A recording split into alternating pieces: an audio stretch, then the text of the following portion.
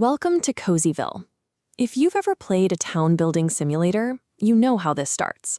Your cute little villagers pop onto the map, and they are generally pretty happy. But before they can do anything fun, they have a survival baseline need they have to meet. They need to stay alive. Every character has a thirst or energy meter ticking down. Before they can build nice houses or buy cool accessories, they require massive amounts of water. Now, if a villager wants something simple, like a fancy hat, they can just walk over to a local shopkeeper and trade a few coins for it. That is a private transaction for a private good. Water is different. You can't just hand a shopkeeper a coin for a town's water. Securing water requires digging deep wells, laying miles of underground pipes, and building heavy pumping stations. It is too vast and requires too much infrastructure to be sold over the counter. This brings us to public facilities, the essential services everyone needs to live, like water, electricity, roads, and schools. Their defining feature is that once built, their benefits are shared by many people simultaneously. One pump can hydrate an entire neighborhood at once.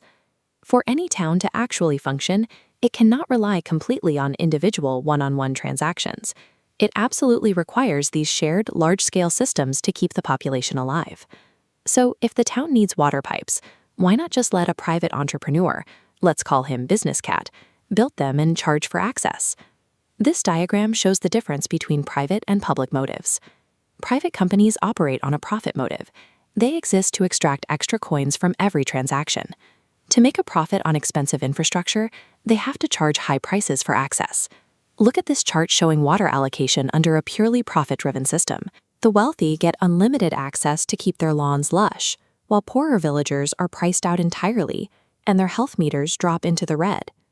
The solution to this is the community piggy bank, otherwise known as taxes. Taxes are pooled resources managed by the government to buy the things that are too big for any one person to afford on their own. Instead of one person paying for a whole pumping station, every single villager contributes a tiny fraction of the cost. That collective fund pays for the massive infrastructure. Pooling our money through taxes is how we bypass the profit trap. It guarantees that the community can afford the tools necessary for everyone's survival. The mechanics that keep CozyVille running also govern the real world, anchored by a supreme rulebook. The Constitution of India recognizes the right to life under Article 21. Several court cases have since held that this right to life explicitly encompasses the right to safe drinking water. This legal right dictates universal access. It means that every single person should have a sufficient amount of water to fulfill their daily needs, at a price they can actually afford, regardless of how much money they make. Because water is essential to human life, providing it is a legal and moral obligation of the government. Leaving it to the private market means letting people go thirsty based on their bank account. In reality, governments often struggle to meet this obligation. In Chennai, municipal water supply only meets about half the needs of the city. You end up with residents competing for whatever limited public water is available. When there are shortfalls, the burden falls heavily on the poorest residents. Middle-class families can dig private bore wells or buy bottled water. People living in slums lack these private options, leaving them to wait long hours for a trickle from a shared tap.